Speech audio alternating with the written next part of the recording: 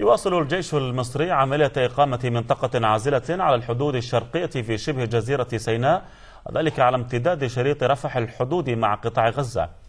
في هذا الوقت تمكنت القوات المسلحة من قتل وإصابة 6 عناصر تكفيرية وتدمير 14 وكرا للإرهابيين داخل سيناء. هذا وقد ثمن مواطنون مصريون على دور القوات المسلحة والشرطة في الدور المبذول من أجل القضاء على الإرهاب والتفجيرات التي تقوم بها بعض الجماعات الإرهابية في مصر. الزميل أحمد عاطف مراسلنا من الفيوم والمزيد فنتابع. ما زال مسلسل الإرهاب مستمر في مصر، وبعدما شهدت اغتيالات وتفجيرات وعنف في الفترة الأخيرة، وكل ما يحدث على مستوى الجمهورية من إبطال قنبلة هنا ومن حدوث تفجيرات أخرى هناك.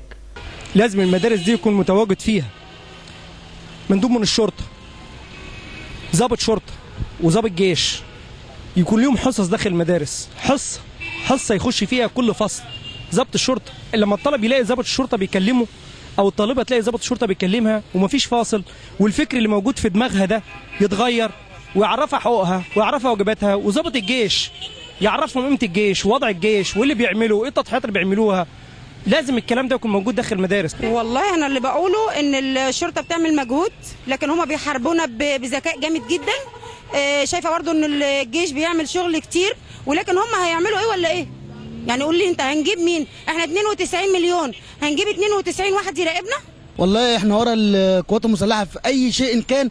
احنا بنتكلم عن ورا الامن، بنقول اذا كانت البلد بتتدهور، لا احنا ورا القوات المسلحه وورا السيسي في كل اللي بيعمله، واحنا مش هنسكت وهنجيب حق الشهداء. الوضع الامني مستقر بالنسبه لحال البلد، لكن اللي بيحصل من الارهاب احنا مش هنسيبه. المواطن يطالب بتجديد القبضه الامنيه، وبخاصه في المناطق الحيويه والحدوديه للبلاد، وأن تستمر الحملات الأمنية التي تجوب أرجاء شوارعها للحد من كل سولت له نفسه أن ترجع عقارب الساعة إلى الوراء. لازم الشعب يكون في إيده وفي إيد الجيش والشرطة، وإحنا لو هنموت كلنا في إيد الجيش وفي إيد الشعب وفي إيد الشرطة بتاعتنا، لأن إحنا من غير جيش ما يبقاش لنا أي لازمة، ولازم نوري العالم والعدو بتاعنا إن إحنا أقوى من أي حد، وإن شاء الله هنفضل أقوى من أي حد طول ما السيد الرئيس محمد عبد الفتاح السيسي ده رئيسنا وهو ده المثل الأعلى لينا، فلازم يكون هو القدوة بتاعتنا، ولازم نمشي على الخطة اللي هو عايزها. هو أنا شايفة إن معظم التفجيرات زادت قوي اليومين دول، والواحد خايف بصراحة يمشي في الشارع لوحده يعني.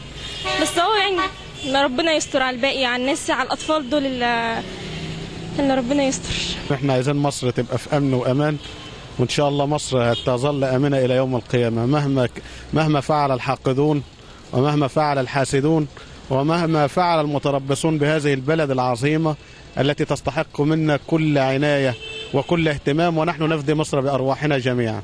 الجيش والشرطة والشعب يدهم من حديد تضرب كل معتد مريب، وستستمر مصر في طريقها للاستقرار وبر الأمان.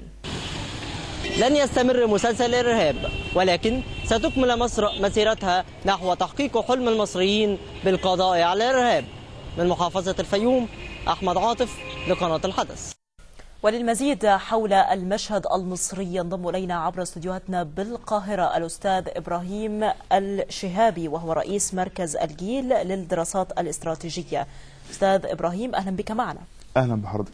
كما ترى في التقرير السابق أن هناك تخوف كبير من قبل الشعب المصري لعودة العمليات الإرهابية مرة أخرى إلى المشهد المصري، وكذلك مواجهة الجيش والشرطة لهذا الإرهاب الذي لا ينتهي. كيف تنظر إلى توقيت هذه العمليات الإرهابية التي عادت من جديد على المشهد المصري، وردة فعل الجيش والشرطة تجاه هذه العمليات بالتحديد؟ يعني بكل تأكيد التوقيت جاء لأهداف استراتيجية بعد.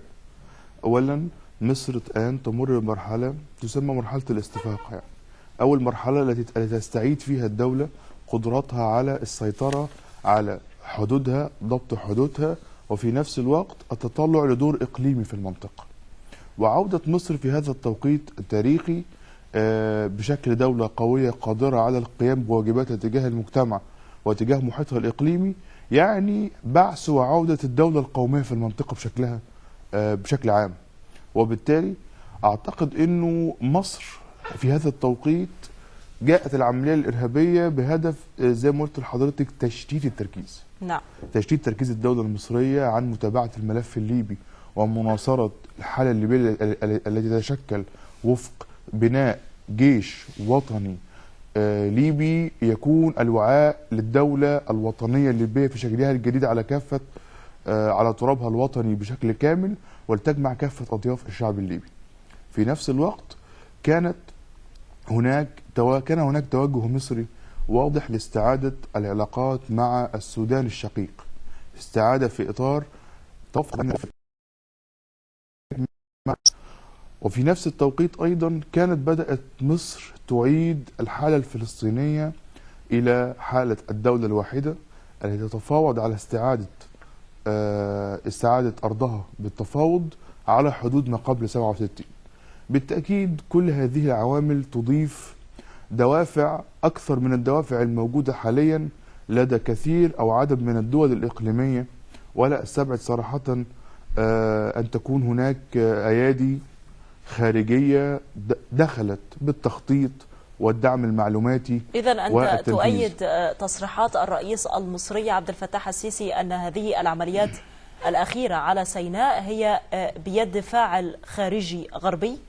مؤكد، لأنه طبيعة العملية نفسها من أول حجم المجموعات اللي شغالة فيها إلى التخطيط والتكتيك، ثانيا الدعم المعلوماتي. زي ما بقول لحضرتك لا يستبعد أن تكون هناك صور بالأقمار الصناعية وحديثة لمواقع القوات الموجودة، سواء كان موقع الكمين، موقع القوات اللي بتقدم الدعم اللوجستي لها، لأن احنا شفنا عملية مركبة وعملية يعني الطبيعي بتاع المجموعات المسلحة عموما قبل دعشنتها أو قبل تحولها لنموذج داعش أو قبل تحولها لنموذج الميليشيا بيكون من 5 ل 15 فرد. عندما نجد عملية يقوم بها أعداد تتراوح من 70 ل 80، إذا نحن الآن نرى الحالة الداعشية أو الحالة الميليشياوية اللي في مرحلة مقبلة ستنتقل من اللي انتقلت من مرحلة العمل العشوائي الانفرادي الانتقامي لمجموعات ربما تجمعها يعني مرجعيات فكرية زي القاعدة أو غيرها بتنظيمات مفككة على مستوى العالم، إلى عمل منظم خاض حرب صغيرة أو عمل تكتيكي على المستوى الاستراتيجي. وده في الواقع هينقلنا لفكرة سيناريوهات التعامل المصري مع المرحلة المقبلة. يمكن كان لجوء الدولة لاتخاذ قرار عبر رئيس الجمهورية كان مفاده أنه الجيش يقوم بتأمين عمليات، يقوم بتأمين المنشآت العامة والمؤسسات الحكومية. واقع الأمر أن الكل تصور أنه الجيش هينزل بآليات ثقيلة وهينزل بشكل مكثف في شوارع القاهرة. واقع الأمر أنه في بعض المناطق سوف تكون حتى مشاركة الجيش مشاركة رمزية. لا يعني أن الشرطة المصرية غير قادرة على حماية المنشآت العامة، وإنما هو بيعطي فقط حق العدالة الناجزة.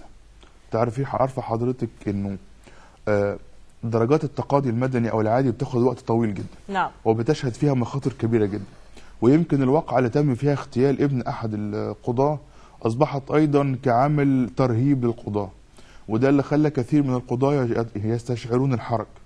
ثانيا وسط درجات التقاضي المدني التقاضي الطبيعي كانت هناك محاولات لهروب متكررة، آخرها كانت محاولة هروب حبارة. وبالتالي نحن الآن أمام حالة يتحول فيها الإرهاب داخل مصر من مرحلة صغيرة الحجم مفككة تمارس عمل الانتقام إلى حالة مخططة يأتي لها دعم معلوماتي من الخارج ويتم توجيهها. والشعب المصري أيضا مؤمن ويعول بشكل كبير على قوات الجيش وأيضا رجال الأمن. أشكرك شكرا جزيلا السيد إبراهيم الشهابي رئيس مركز الجيل للدراسات الاستراتيجية. شكرا.